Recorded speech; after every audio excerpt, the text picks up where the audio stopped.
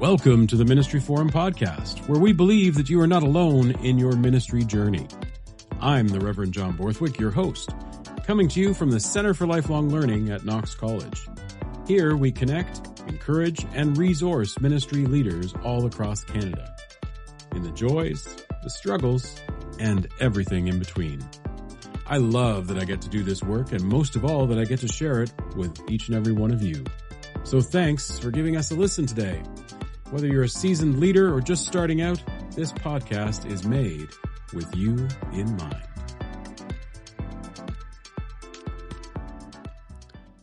Today on the Ministry Forum podcast, we're talking about that weird textual thing we call Mark with Dr. Erin Vearncombe, one of the author-writers of the book After Jesus, Before Christianity, a historical exploration of the first 2 centuries of Jesus' movements. I knew I wanted to talk to Erin once I started this gig at Knox College as their director of the Center for Lifelong Learning way back in August of 2023. I had just finished the book and noticed that Erin happened to be listed as a professor from the University of Toronto. She also got first billing on the cover, which is pretty exciting. She'll have to enlighten me on what that all means in academic circles, as it certainly does mean something in Hollywood from what I know.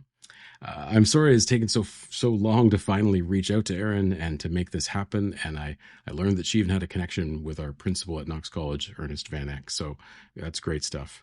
Erin is a professor, an assistant professor, teaching stream with the Institute for the Study of University Pedagogy at the University of Toronto, Mississauga.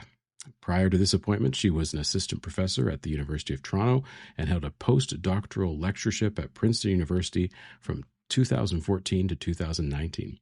She completed her PhD at the University of Toronto in 2014 in a collaborative program between the Center for the Study of Religion and the Anne Tannenbaum Center for Jewish Studies.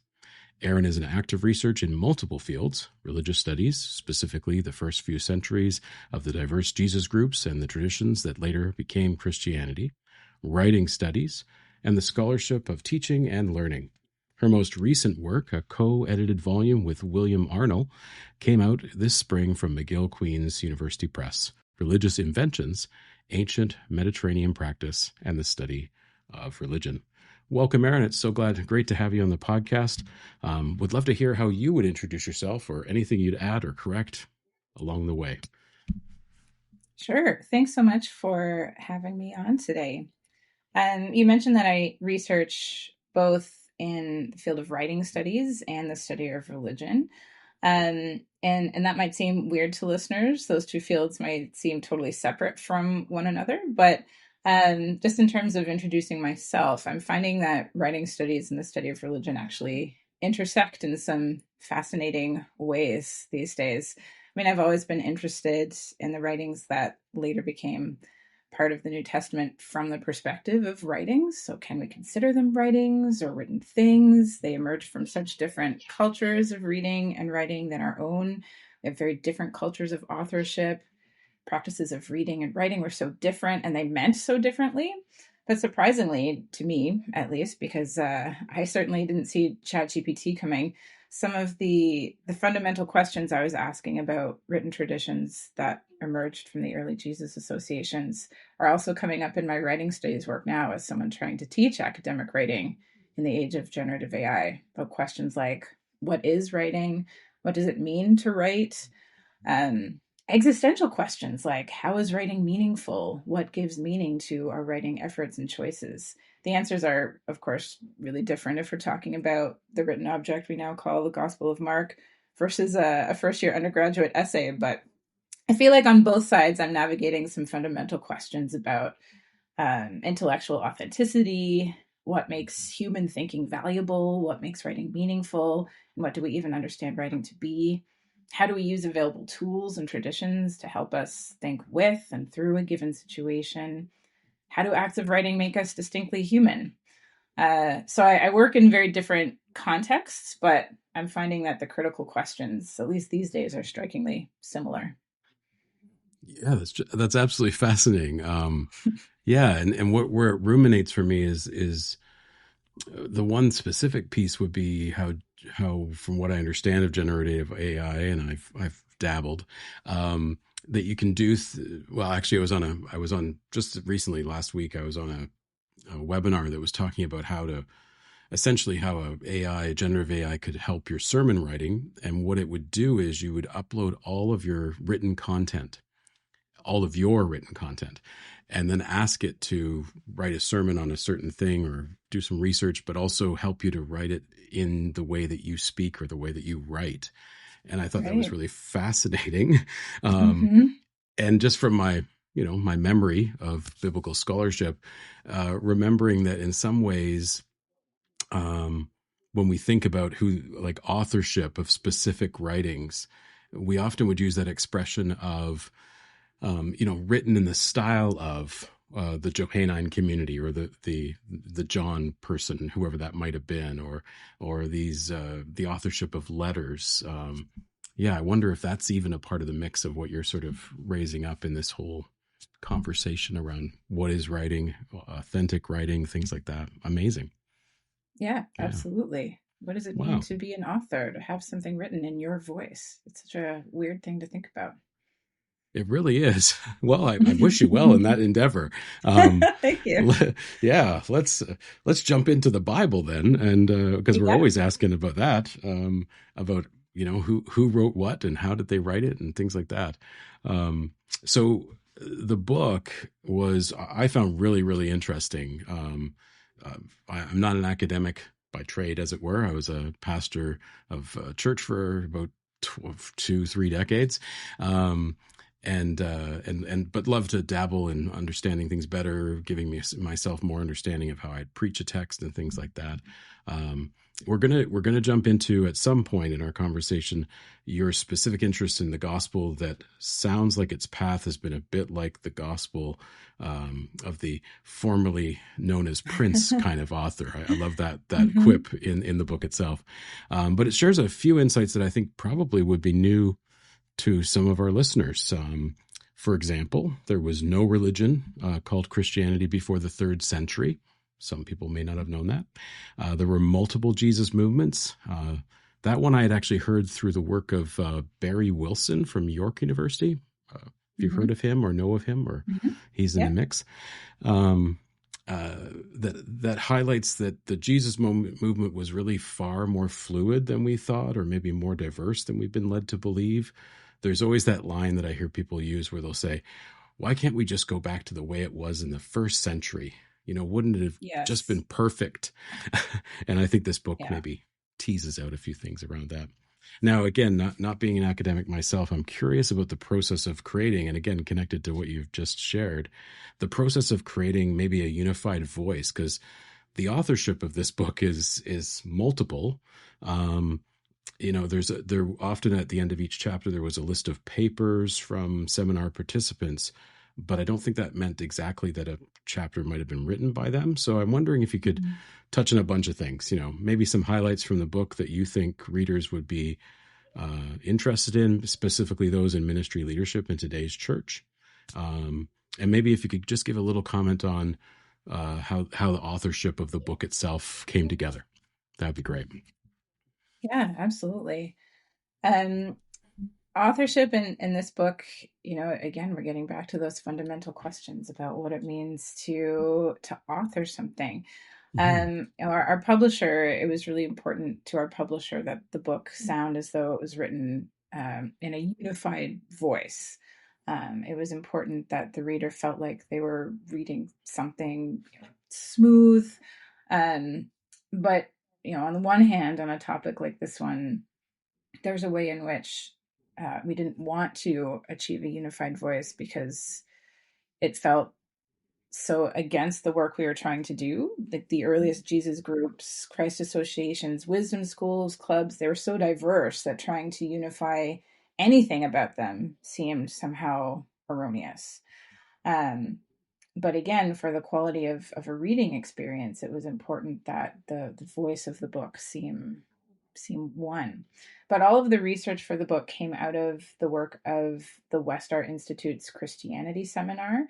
And those are the papers that you see listed at the end of those chapters. Your listeners may be familiar with the work of an antecedent to the Christianity Seminar, which was the Jesus Seminar, which came into being back in the 1980s.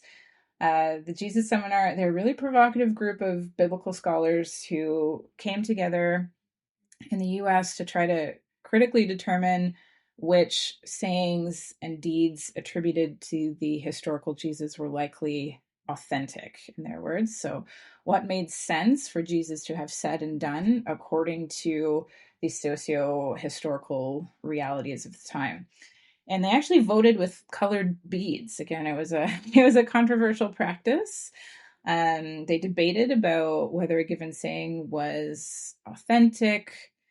If they thought it was authentic, they'd vote with a red bead, possibly authentic, a pink bead, probably inauthentic, a gray bead, or inauthentic, a black bead. And they brought their research together and cast their votes. And that work continues, though not with the bead element, through Westar's Christianity Seminar. Though if you went to a Christianity Seminar meeting, sometimes they gave you colored M&Ms in the same colors as the beads, which was fun. Anyway, so the Christianity Seminar, scholars come together annually to debate about questions that the academic study of the Bible kind of started to take for granted in scholarship. Questions like, how important was Paul really in the first century of the Common Era? Was Jesus even central to all groups in the first century?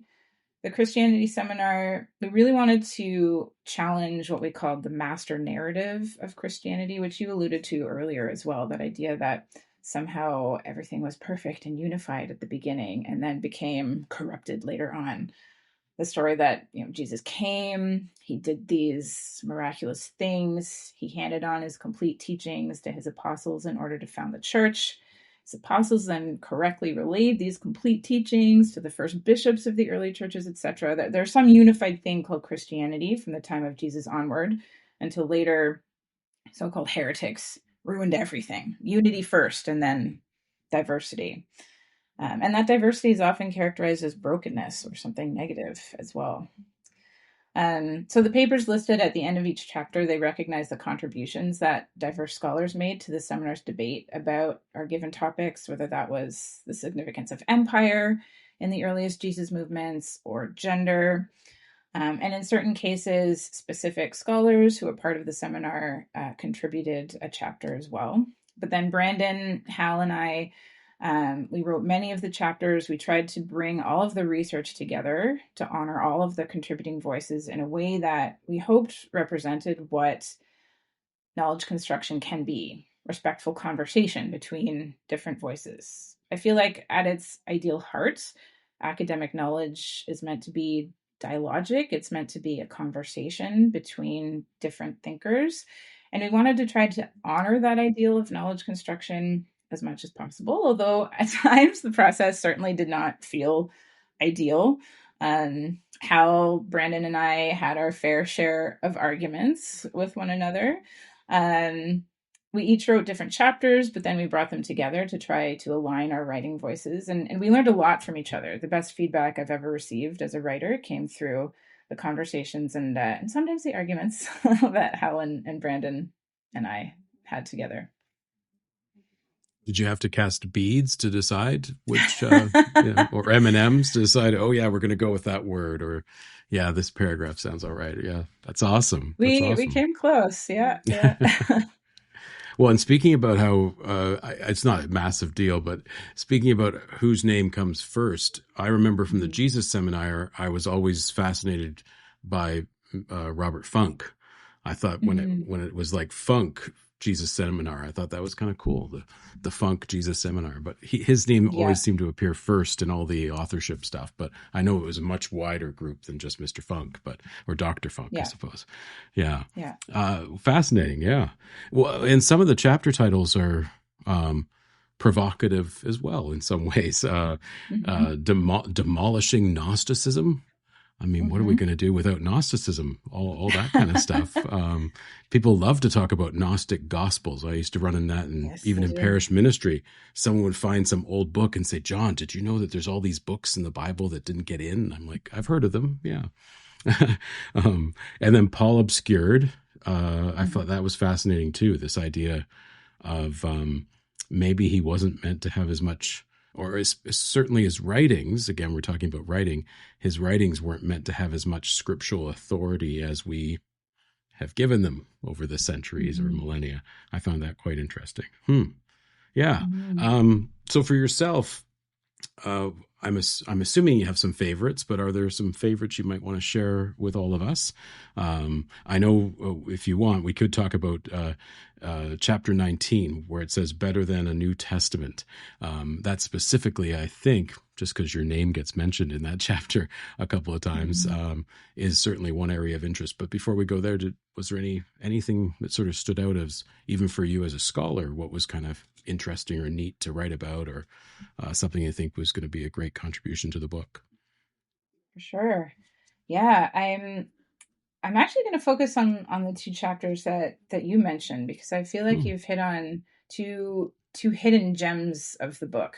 cool. Um, the Paul Obscura chapter hasn't come up in conversations about the book as much, and I'm so glad that you're giving me the opportunity to talk about that topic today. I mean, Paul is such an important figure in the collection of written things that we now call the New Testament, all his letters. He's the hero of much of the book of Acts. And nowadays, Christian traditions tend to think about Paul a lot. What do we mean by faith versus works? Or what is faith? What's grace?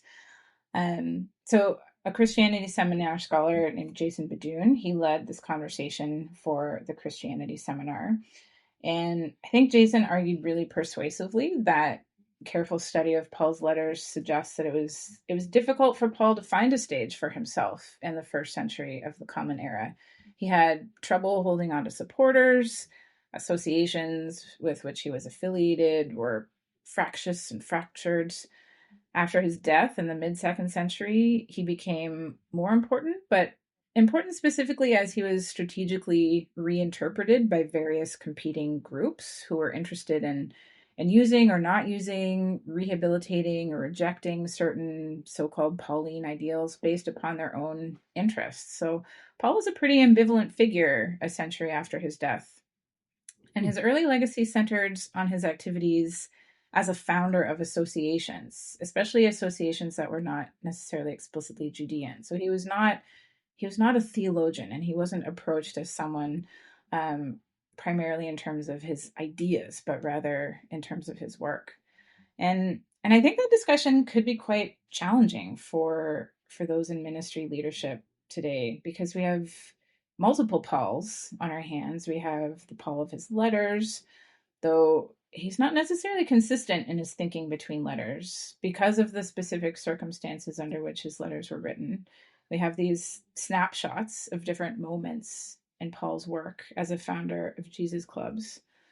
Paul has been used in various ways as needed. He's domesticated in the pastorals, and his prominence in the New Testament does not reflect his actual influence in the first 2 centuries of Christianity, but rather the victory of later interpretations of Paul. But I mean, those in ministry today will hopefully feel encouraged by this, to encouraged to approach Paul and traditions associated with Paul through fresh eyes, through fresh perspectives, recognizing that the letters are historically contingent. Um, so recognizing that historical contingency of the letters, as well as the ongoing debates about how to interpret, or if to interpret, his ideas about community.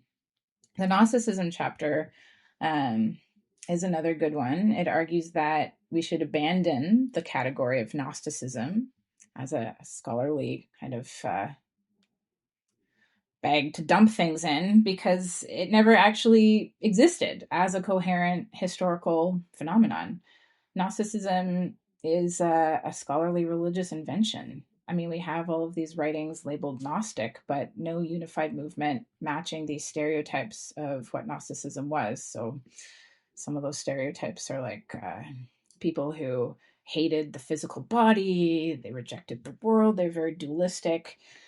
No movement matching those stereotypes can be found in ancient sources. So the category really obscures rather than illuminates. It's been more a way of othering traditions that have not seemed to fit neatly into the category of Christian. Christian understood as good, orthodox, pure, Gnostic as bad, and unorthodox as deviant. So the chapter suggests that we should go back to the writings dumped into that Gnostic bin and read them without that predetermined category. And we always need categories. It's a very human way of thinking, but categories can hinder and harm as much as they can help us. And the suggestion in the book is that we read writings previously labeled under that Gnostic title as part of the diverse literatures of the early Jesus movements. And I think that this reading can help us to expand the early Christian story, because again, as you mentioned earlier, there was no such thing as Christianity in the first centuries of the Common Era. And the diversity within and between groups encourages a more humble, I think it encourages us to be humble when it comes to our understanding of Christian history. The writings can help us to embrace complexity. So rather than seeing early Christianity as a battle between true and false versions, we have a much messier, more diverse landscape of communities, all of whom are wrestling with meaning, with belonging, with identity after traumatic events like the destruction of the Second Temple in Jerusalem. And I think that the chapter 2 is about the bigger project of the book, which is reclaiming marginalized voices in Christian history. So texts that have previously been dismissed as heretical Gnosticism, they may offer us valuable insights into how early followers of Jesus navigated questions of power, of suffering, and of community that I think are still relevant today. Yeah, that's excellent, Erin. I really found it certainly comes through in the writings throughout the book, that really teases out that for the reader the opportunity to just to think a little more, unpack a little more about, in a way demystify, but to unpack and allow yourself to think, what if it looked different than what we've been led to believe? Yeah, Exactly. yeah, a little more so, and even more so from, not to disparage at all, the Toronto School of Theology's training of Master of Divinity students like myself, who maybe paid attention in a limited way in my first year of MDiv 30 some odd years ago. But I remember what we used to call baby Bible.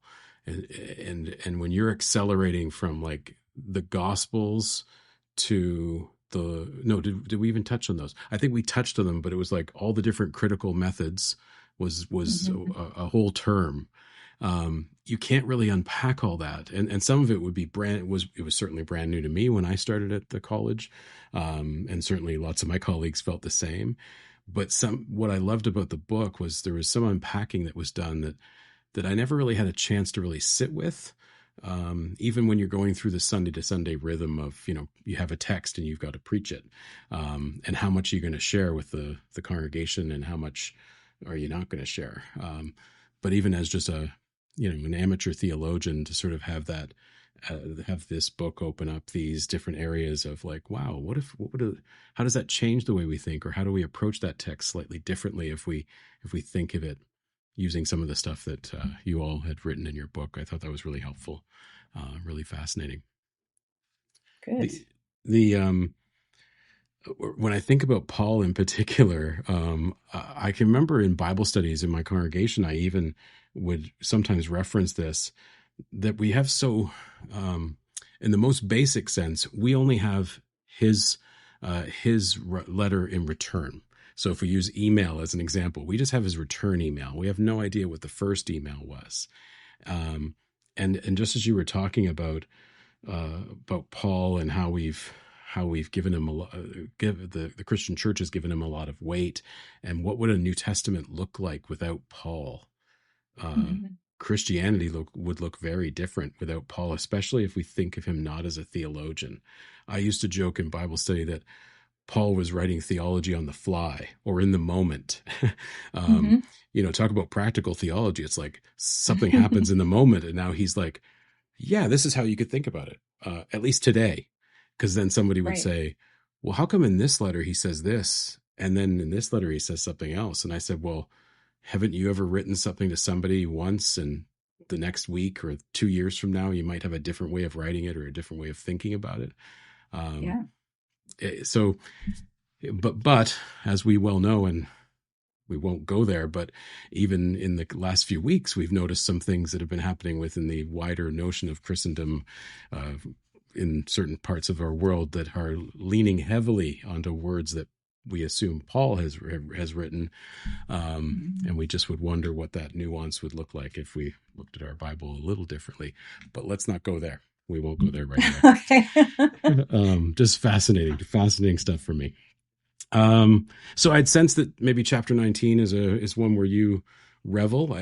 I assume you're a fan of Prince and the Purple Rain and all the good stuff, and this is where we get that cool line in there. Could you maybe expand on that reference that comes in the book that we've teased to the people who've maybe not read the book, how it relates to what many of us actually refer to as the Gospel of Mark? Take it away, Erin. Sure. Tell us more.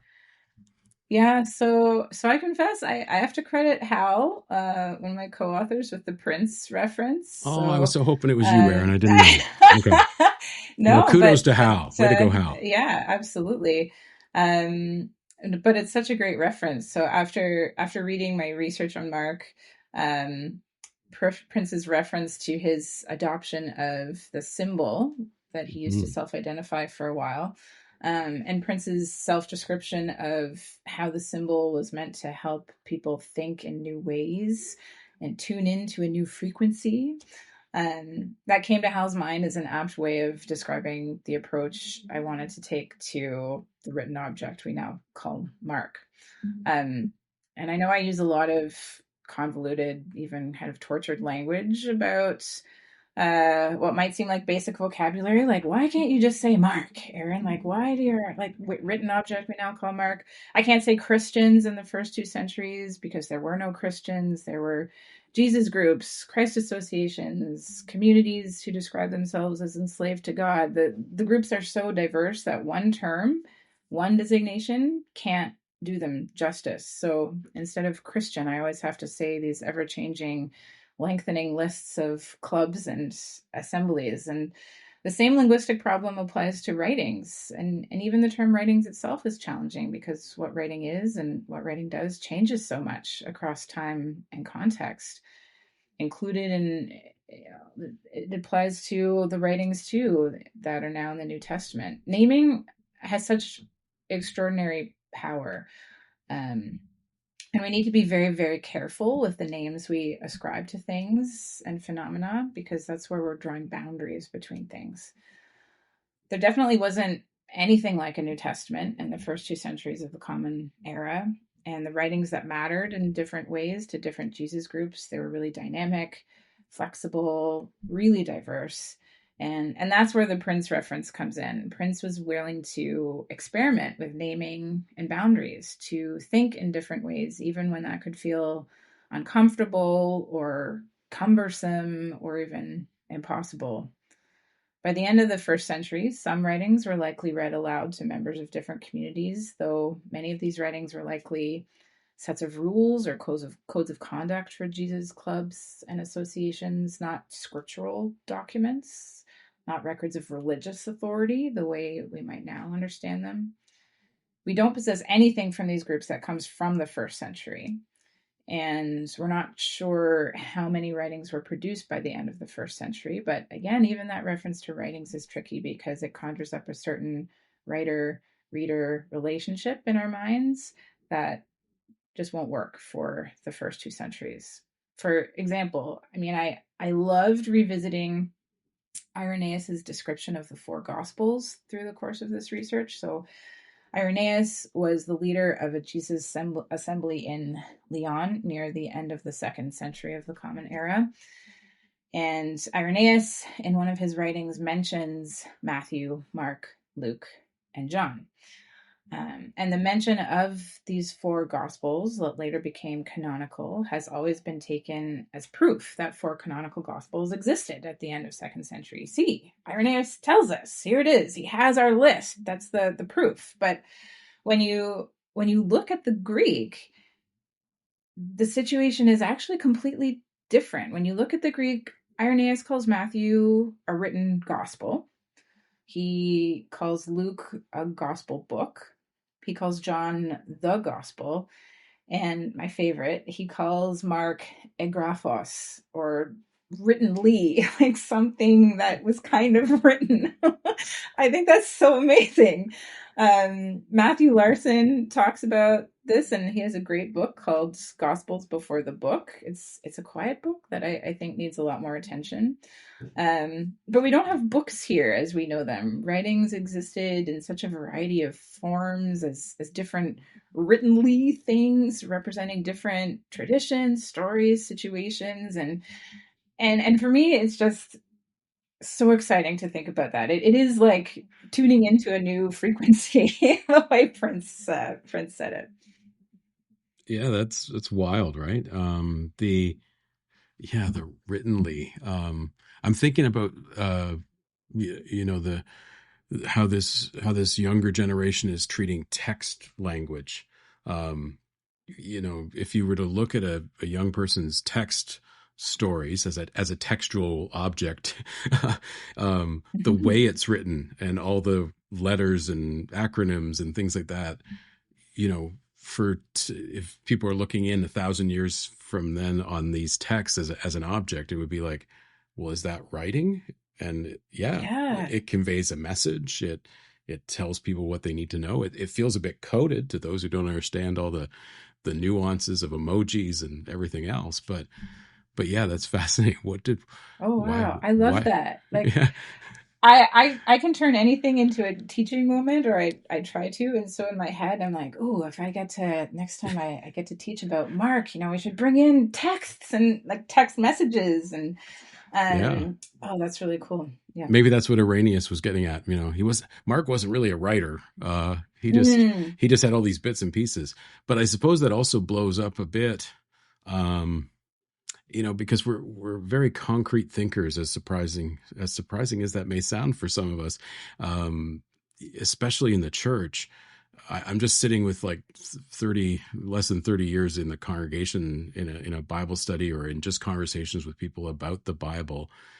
And I think when people are talking about, even when we talk about Q as a source and how the Gospels were written and authorship and things like that, I think people are still tangibly thinking about a book in one's hand. Like there was an yeah. actual published book of Mark, and then Luke and Matthew, as they were writing their book, they included bits and pieces that they had. And Hmm. we're imagining like a university student with all their, well, imagining all those bits of paper on the floor, trying to can pull together for where's that quote for my essay and things like that. Hmm. And I think, yeah, I think this book in particular really sort of blows that up in a really interesting way. Let's dive into this next piece where you do talk about this writtenly, and this just totally blew my mind. You have this concept that you unpack in the chapter that reflects on writing being more about memorializing, and you Hmm. reference the inscriptions um, Hmm. quite lengthy apparently on grave monuments. You Hmm. even describe the gospel as a material memorial to a missing Messiah, or put another way, by the authorship of this chapter, a tomb created writtenly. Hmm. Can you say more about this? And maybe a curiosity: did did did uh, the early church people, or people a couple of millennia ago, I guess they weren't paying for the word. Like they really made really long grave memorial writings. I had no idea. They could, and that would have been an awful lot of work whoever for whoever was doing the inscribing. Yeah, because one of Um, the quotes is huge. Like it's a long yeah, quote. Holy cow! Like wow, you got a lot of yeah, words on your gravestone. Well done. yeah, all Mm. chiseled into stone. Yeah. Um, yeah, so I've I've always loved Mark. I've I've always felt like Mark has been treated badly. And you mentioned this too. Like everyone's always like, "Oh, Mark uses crappy Greek. Mark is full of all these redundancies. Mark isn't a good writer." And that one really drives me crazy. Mark isn't a good writer. So I guess that I've always wanted to stick up for Mark for some reason. Um Larson's work is really helpful, but he doesn't think that Mark was an intentional writing activity. Mark was like an accident, basically, a set of notes that became a textual object. And I found that strange. Like, how is this written thing an accident or unintentional? But everything changed for me when I came across a particular inscription from it's a monument dating to the 2nd century before the Common Era from Asia Minor, which is modern Turkey. It's a memorial for a priestess named Stratonike, but it's not just a memorial for the priestess, it's also a record for the kind of hero association that rose up around her, that was focused on her leadership. And my my discovery of this inscription was accidental. I read a lot of inscriptions because I'm also interested in ancient clubs and associations.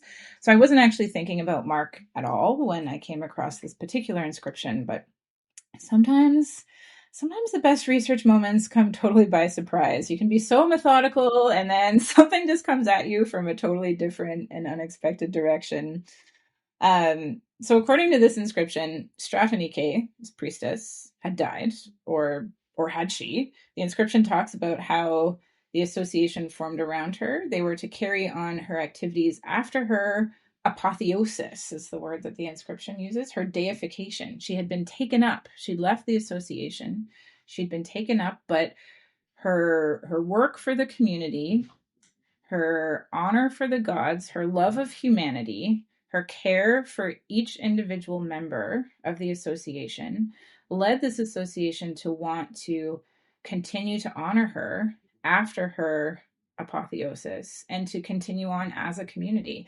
It is a really long inscription, but the memorial is set up in the meeting place of the association so that everyone can, again, both honor the priestess who's no longer there and continue to participate in the life and activities of the group.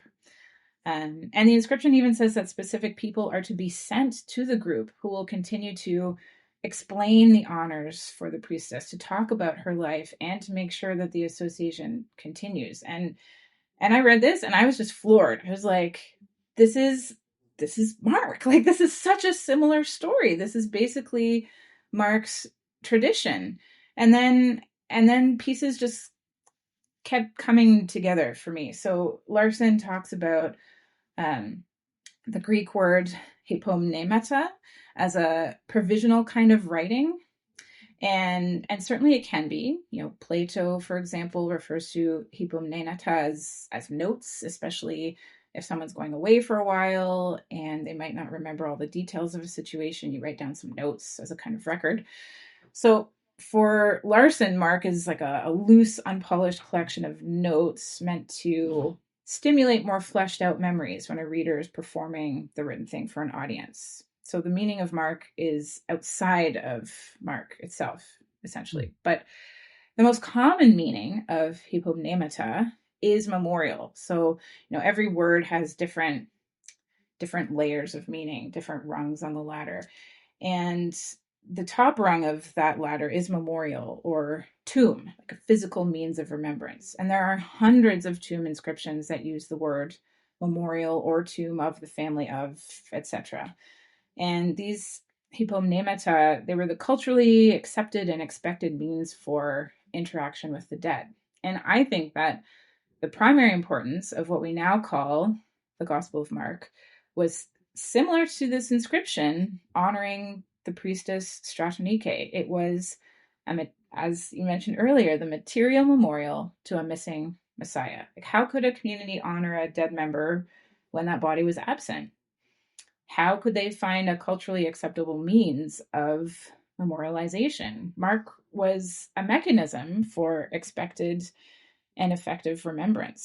So definitely not a book, a kind of monument established in order to ensure that members of the community would have and continue to adhere to particular norms of community life and for remembering Jesus appropriately.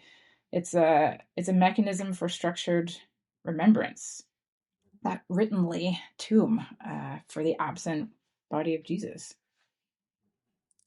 Yeah, amazing, amazing. Yeah, what that sparked for me when I read that. I have a background in trauma response and emergency Okay. management, stuff like that kind of thing. And I suspect that you're probably quite comfortable with Mark's original ending, where the women just run off from the tomb in fear. It there is no there is no resurrection in Mm-hmm. Mark, and it seems like as you describe what you just did, there's that sense of, you know, how do people cope with a missing Messiah? Mm-hmm. And so you speak of Mark reflecting this kind of disaster response in the chapter there. Um, I'm wondering a bit of a trauma kind of response for folks who are these Jesus communities or Jesus clubs, whatever you call them, that are trying to navigate uncertain and at times really horrifying circumstances within Mm-hmm. the first 200 years since the birth of Christ. Not just what we often sort of put in there as, you know, the recent years or days, weeks, and years after uh, Jesus' death and on the cross, but something much longer. Like people are still trying to reconcile this first 200 years of this trauma response or this disaster response to a missing Messiah. Am I expressing that accurately from what you've researched or how you perceive this?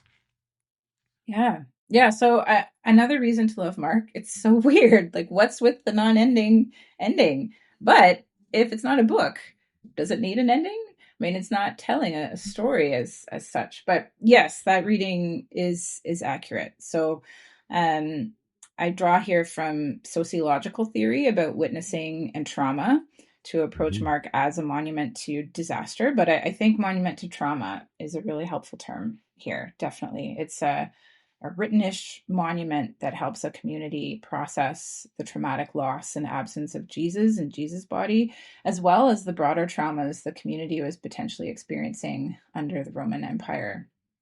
The the abrupt ending with, you know, the women running out from the empty tomb in terror and silence, um, you know, that's been approached historically as a narrative failure or something incomplete. But I think the non-ending is actually the point. So I think Mark is creating what, there's a sociologist named Kirk Savage, and he talks about therapeutic monuments as opposed to triumphant public monuments. So where a public monument might celebrate heroism and victory, a therapeutic monument helps communities to I'm going to quote Savage here to the best I can. So um, Savage says that therapeutic monuments help communities find collective purpose when the victim's own individual purpose has been violated or destroyed.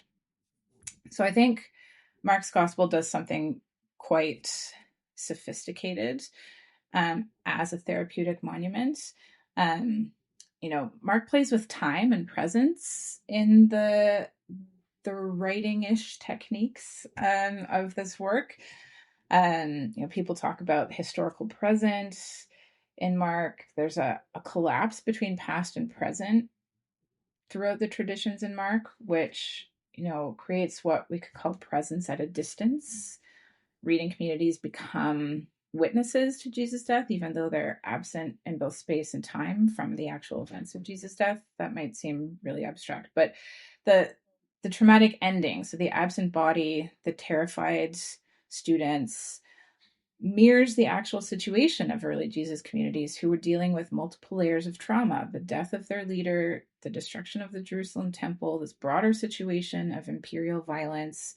So Mark creates this written object that functions like a physical memorial stone for this community, giving the community a way to gather around absence itself and process collective trauma through this witnessing to Jesus' life. So the gospel is like a technology for trauma response, not despite its disturbing ending, but actually precisely because of it, I think.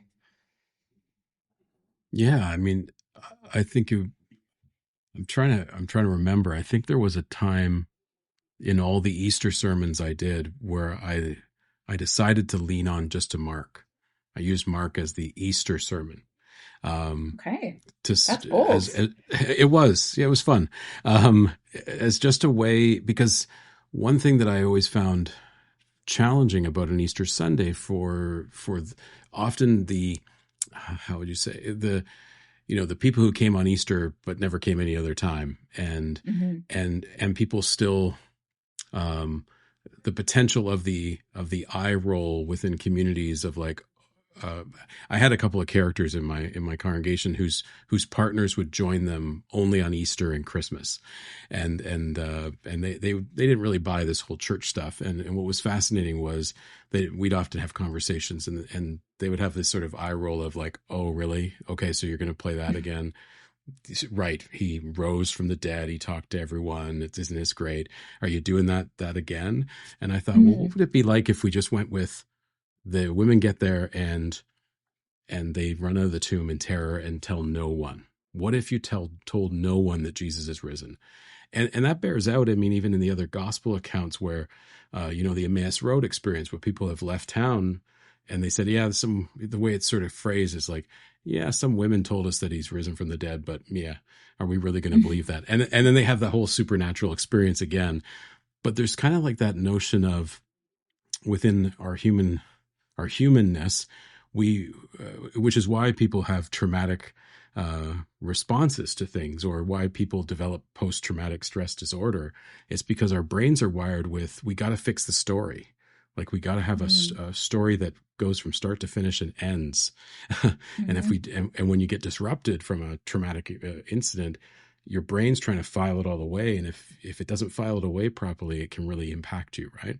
And so when we hear Mm-hmm. the gospel story and the resurrection story, it's kind of like, all these authors have these agendas of, I think, of trying to make the story fit and work, and it's going to have to be perfect and all that. And I'm not going. I can go in all directions of, I believe in the resurrection. Let's be very clear on the Ministry Forum podcast. I believe in a resurrection, Mm-hmm. but I also believe that resurrection happens. And I think we can also sometimes just sit with, what would it be like if you were the people that were there who'd followed Jesus for 3 years? He dies on the cross in a traumatic way. You bear witness to that, and then you go to the tomb and he's not there. Yeah. What are you supposed to do now? Yeah. That kind of question, and not making it all tidy. And also, there was always a bit of an edge. It always felt like, because it's even so blatant in the Gospels, how are we really going to believe these women? Mm-hmm. Seriously? And you can take a Mm-hmm. lens of, well, the Gospels actually, they do paint a decent picture of the women in one way. It's sort of like the male's reactions are, they don't buy it. But then the first woman who preaches that he is risen, or the first person who preaches who he is risen, is a woman, and all that kind of stuff. Anyways, I could go on for Mm-hmm. days around this, but just sort of, the curiosity that is Mark writtenly, sharing just this snippet to allow people to sit with the trauma response. And for those who are 2,000 years out, for some of us, maybe we don't have that real tangible sense of Jesus' presence. And how are you supposed to live as a Jesus follower without, you know, the story being tidy? Right. Because I don't know about you, but I look around and the story doesn't look tidy, as Mm-hmm. easy as it could be. So yeah, fascinating, really fascinating, for how Sunday morning, Easter Sunday, could be a different story if you sat with Mark for a while. Um, For sure. so Yeah. could I be so bold? I've heard from academics before, and in their various research areas, they would rather not. But could you be so bold, or could I be Mm-hmm. so bold as to ask the scholar to extrapolate, um, what some of these insights that percolate in the book might offer to the reality we do find ourselves today as Jesus followers? Mm-hmm. Are there? Can you point to some helpful touch points from the past that are often referenced in the book that might inspire the church today for the context we find ourselves in? Yeah. And yeah, that I think that is your most challenging question yet. And I want to be very careful about how I approach it. And I want to be clear too that I'm not making any theological claims here or Christological claims. I'm a historian, and I'm making historical claims about the nature of Mark. I'm interested in the history of writing as well. So writing as a thing, writing as a practice or set of activities. Um, and I'm interested in the New Testament as a later historical development. So sometimes authoritative categories get projected backwards onto history. And I think we need to be really careful about that process. We can use history to validate our own beliefs, our own selves. And part of what I'm hoping this research helps us to do is to challenge our assumptions. And that's really important work. I think it takes a lot of humility to examine ourselves in that way. The book, it's about community at its heart and the different ways in which written objects function within communities. Jesus groups and clubs, they shared meals together, they shared conversation, their experience was embodied, it was fundamentally relational. And I think it would be pretty interesting to reflect upon how written things function relationally now, what writing means to us, and how we use it. That's a more abstract idea, but on a more primary level, I'll return to absence and trauma. Mark is about dealing with absence and trauma. And the interpretation of Mark as a memorial response to trauma, the trauma of the oppression and violence of the Roman Empire, that imperial violence, I think it offers us a way to understand how communities process collective trauma through a kind of storytelling and ritualized remembrance. And that interpretation could be not just relevant for, but maybe life-giving for communities right now dealing with loss or crisis. I think many of our communities are. Mm-hmm. Yeah, thanks, Erin. I have some academic historians who often say, please don't ask me to interpret the future. That's not what I am. I'm a historian. But I can do some uncovering of what happened in the past as a way of putting a mirror perhaps to what we're seeing in some of the situations. So I appreciate your response. I really do. Is there anything that I haven't asked you that you really wished I had? Oh, that's a huge question. There's so much we could talk about. And I know. Yeah, at some point, I feel like we could have a really lengthy conversation about gender and early Jesus groups and wisdom schools. You'll have to have me on again to talk about that. There you go. Way to go. Yeah, absolutely. But what I will say now, though, I think relates to the bigger outcome of the book. So, how Brandon and I, we started to think about the bigger outcomes of this research and the work of the Christianity Seminar in terms of refuge. So, there were so many different kinds of associations, schools, clubs, households in the first 2 centuries. There's so many different experiments in community life. And all of these Jesus group experiments, they revolved around the creation of refuge within empire, building upon existing everyday social realities like clubs and associations. Clubs were a really significant part of ancient Mediterranean life, and they offered a ready model for a kind of social safety where there's a lot of economic sharing. Realities too, like households, as many of these groups were kinds of chosen families or like counter households to the standards imperial households unit. They were all groups of people who were looking for a kind of social safety, for belonging under the realities of empire, when norms for living and understanding and being in the world were becoming fragmented. So I think the goal of the book and of the Christianity Seminar's work more broadly is to help us see the diversity of these groups, not to point out their messiness necessarily, though I love their messiness, or just to deconstruct what we think we know. This isn't meant to be a deconstructive work. It's meant to be fundamentally constructive, because it's constructive in that we get to hear and consider voices we hadn't heard before. And testing the master narrative of Christian history, we can see more clearly just how boundary testing many of these groups were. And I think that could be really helpful to a lot of communities today. We can see how they found meaning, how they found belonging in contexts where conventional forms of belonging were being tested or were falling apart. And again, I think that search for belonging is something we can all relate to today. Absolutely. Well, thanks, Erin. This has been a fascinating conversation. I'm so glad we finally got to meet and connect. I will invite you back sometime for another conversation on something else. Yeah, would love to continue this conversation. And so I hope people will read the book. We'll put in the show notes the reference to the book and where to get it and all those kinds of things.